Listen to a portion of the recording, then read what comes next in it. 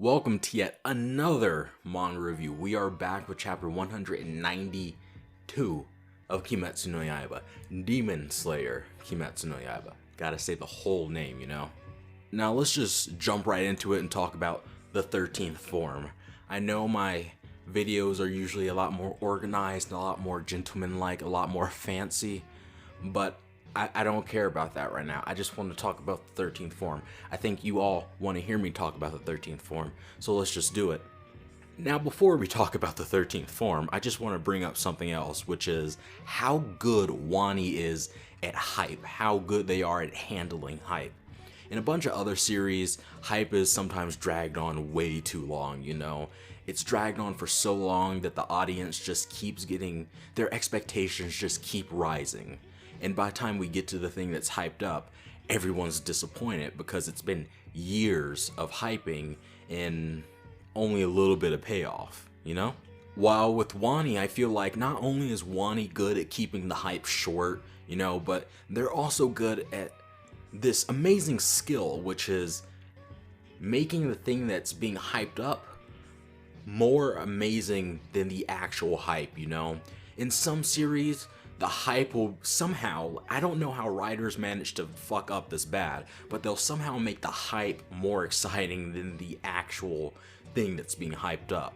While Wani knows how to keep the hype vague enough, keep the hype low enough to where we go in with very little expectations, and when we actually get to the thing that's being hyped up, we're all just, what the absolute hell. We knew this thing was going to be amazing, but we didn't think it was going to be this amazing, you know? And some of you might be saying, well, that's really simple to write, but some writers manage to mess that up. Like, it might be something simple, but some writers just can't pull that off, you know? Like with Zenitsu. We knew that Zenitsu was training, that he was going to pop out stronger than he was earlier, but I don't think anyone expected him to do some nothing personal kid, teleports behind you, 7th form dragon shit. Soloing Upper Moon 5, I believe his name was. Like, I don't think anyone expected that, but it made sense. That's the big thing too.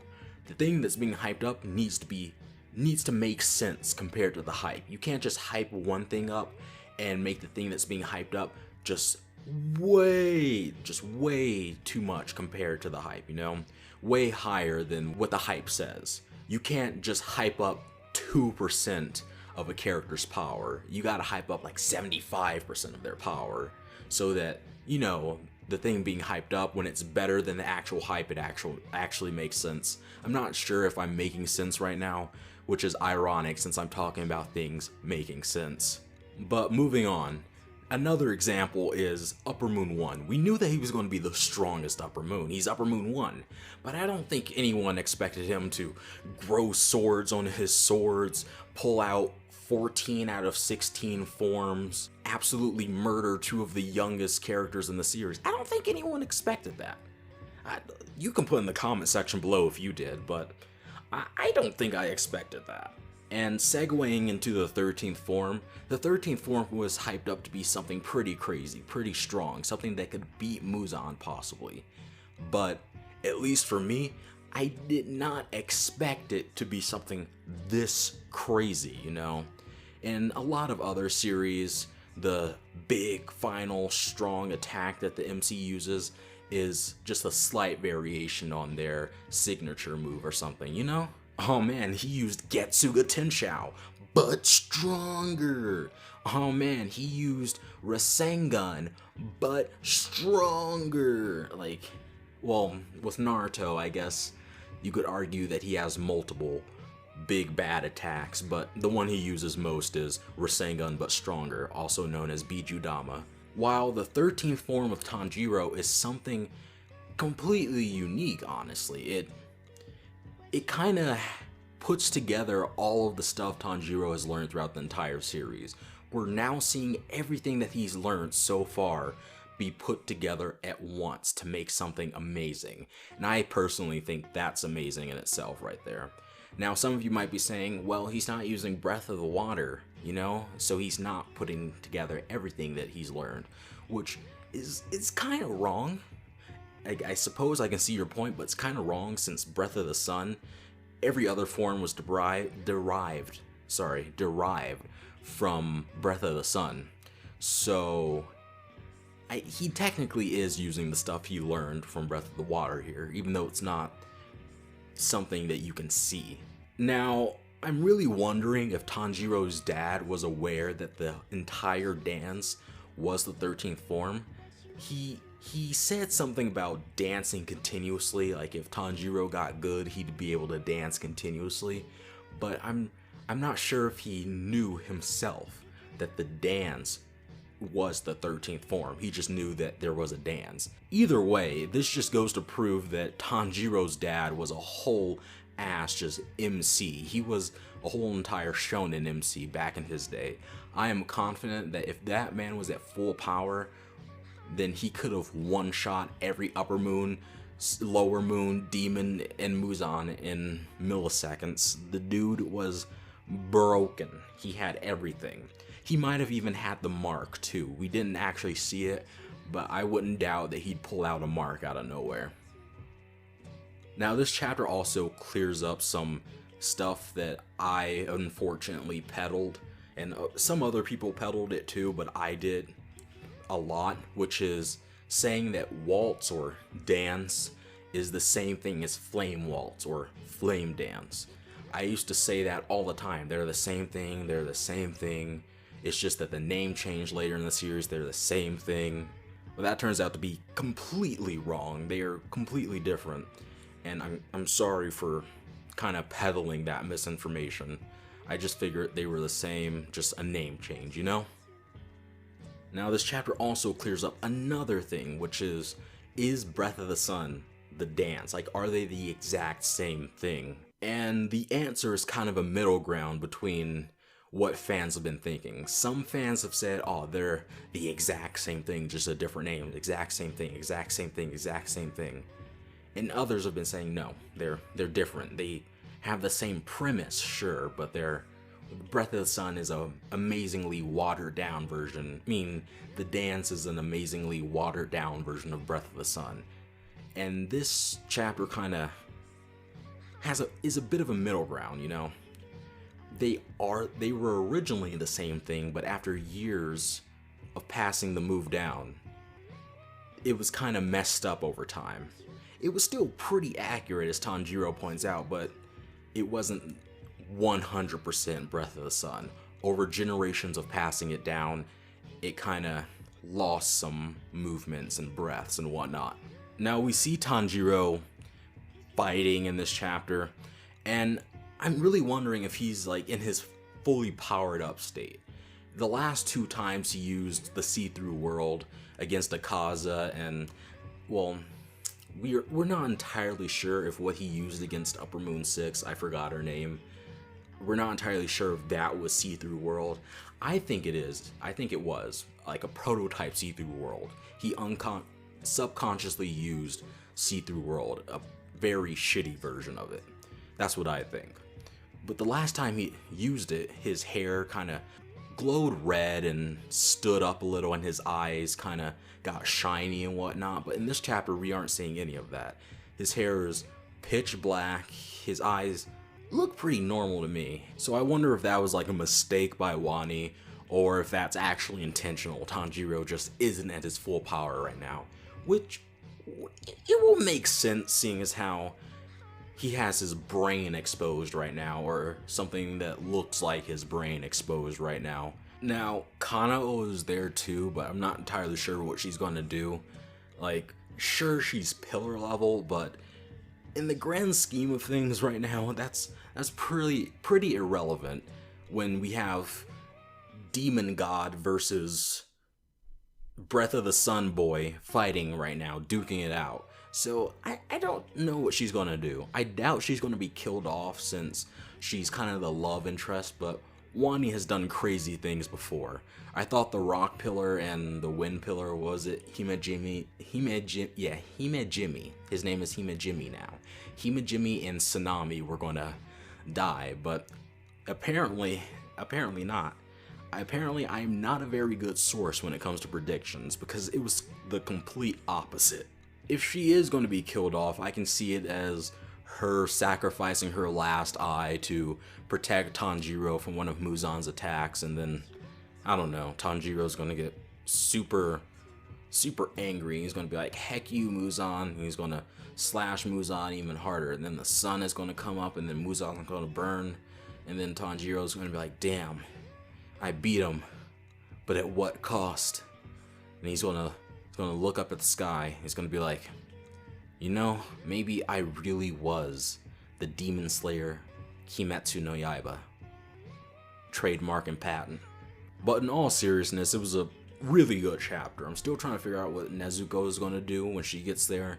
She's probably going to try to heal Tanjiro, allow him to fight at full power, because, you know, having both of his eyes is probably important. Actually, it might not be, since Himejimi was able to use the see-through world without even being able to see. So Tanjiro probably has this. I don't know what Nezuko can possibly do. But yeah, great chapter. I'm looking forward to the rest of it. I'll admit the first part of the Muzan fight has been pretty boring so far, but I'm confident that it's going to get real wild from here on. Now, welcome to 193. I'm not going to do an intro or anything. You've already heard it all. Let's just talk about Tanjiro's little power-up thing he did earlier in the series. If you don't know what I'm talking about, last chapter review, I talked about how in his Akaza and Upper Moon 6 fight, he kind of did this thing where his hair kind of turned reddish, like it's already kind of reddish, but it kind of started glowing and his eyes started glowing and everything. It was all very sugoi. At first I was considering maybe it was just an artistic thing to make the scene look really cool, but after actually thinking about it more, it can't just be that, because in his Akaza fight, his mark actually grew. I feel like that's too important of a detail to just be an artistic thing. It must be that he's just too weak to enter that state right now. I have a feeling that when Nezuko comes in and she heals Tanjiro of his brain poking out of his skull, I honestly don't know how that can be healed, but whatever. I have a feeling that once that happens, he's going to be in a full power state. He's going to do a really cool pose. His hair is going to glow. His mark is going to grow. And his eyes are going to glow, and it's just going to be very sugoi, very Subarashi, very cool, very epic, very nice. Now, is it just me, or is it hard to understand what the hell's going on in this fight? Like, there are some panels where it makes complete sense, like Tanjiro does one attack and then he does this, but most of the panels for me, it's just like, all of the attacks are looking the same right now. He's like talking about flame wheels and dances and dragons and rainbows and shit, and I'm just like, what the hell is going on here, you know? Like, I have no idea what he just did. I just see flames everywhere. It's pretty cool, yeah, but I'd like to understand the exact movements. Now, I feel like this series has never really had, like, I'm trying to figure out a way to word this without pissing people off, but, you know, screw it. The series has never really had amazing paneling, amazing choreography. The anime, that's a completely different story. But the manga has had just so many scenes where you have absolutely no idea what the hell you just saw. You just know it was cool as hell, you know? Like, and I'm seeing that again right now. I have no idea how Tanjiro is doing this, like the exact movements that he's doing. I just know that it's pretty fucking cool. Now let's move on to Muzan and his shenanigans. Now this chapter reveals that the potion or serum or whatever you want to call it actually had multiple effects. It wasn't just turn Demon Boy into Human Boy, it was also turn Demon Boy into Demon Man, Demon Old Man. And when I first heard that part, like before I read the chapter, I heard people discussing it, and I heard that the potion actually accelerates his age, and I thought, wow, that sounds stupid. What the hell? How is a demon going to age, you know? Like, I thought, you know, maybe they do age, but they age extremely slowly or something. But I also thought, well, that's a really stupid thing to introduce this late into the series, you know? But I was pleasantly surprised, since once I actually got to the chapter, it made much more sense than what I kind of assumed. His body is actually using up all of his energy to stop the aging, which makes perfect sense. I like it. It takes advantage of this whole demons need to eat thing. They obviously don't get energy out of nowhere. They're getting this anti-aging, regenerative, all this blood demon art energy from eating people. Which really makes me wonder, how the hell does Nezuko work? Because if stopping the aging process requires energy, how is Nezuko still a small, cute little girl? Like, how is she still like that after... How long has it been since the series started? I believe almost 2 years now. And she's shown no sign of aging. I really wonder how that's working and everything. Like, I really hope it's explained in the actual series and not in just a data book or something, because I don't know. I think I'm not really a big of fan of things just being answered in a data book. Like, it's cool that we actually got an answer, but I really would have liked if it was actually put into the main series and not just in a data book. Like, I'm okay with certain things being in data books, like character traits, how an attack works, the attack's properties, blah blah blah, like that, like character stats. But I'm not entirely okay with major plot points, like how Nezuko manages to be different from the other demons. Like, I don't want that to just be in a data book, if that makes sense. Now, since Muzan realizes that he's pretty much screwed right now, I really hope he gets serious and pulls out some blood demon art or something, because we know that he has one. We know that he possibly has multiple, but he's used absolutely none of them. I don't want this fight to just be 10 or 15 chapters of Muzan flailing his arms and his hentai tentacles all over the place. I want him to actually do something interesting. I don't want his upper moons and stuff to be more interesting than him. I don't want his lower moons. I don't want Rui to be more interesting than him, you know? Hopefully he takes this chance of Tanjirou being still weak to run to Tsunami and just devour him or something, since Tsunami has that special blood and everything like that. I'm pretty sure it was mentioned that the special blood equals like 50 normal people or something like that. I think that was established back in the Drum Demon arc. So I really hope that Muzan kind of uses this chance of Tanjirou still being in a weak state to try to eat Tsunami or something. Or maybe he can attempt to eat Tsunami, and then Urokodaki and the Flame Pillar can just kind of yeet him out or something while Nezuko comes in and saves Tanjiro. That'd be a pretty hype moment. Maybe finally we'd be able to see all the flame forms, because I think we're still missing 2 or 3, and I really don't want this series to end with just... I don't want it to end with missing forms. That bothers me so damn much. I know that we're never going to get the rest of the Breath of the Moon forms, but at least show us the rest of the flame forms, you know? Like, I don't know. I just really don't want missing forms.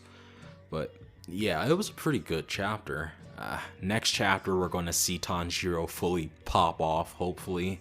He's already connected all 12 forms in a very slow fashion. Now he just needs to boost up the speed. I really wonder if Tanjiro's dad, like, would he be able to perform, like, do better than Tanjiro at this moment?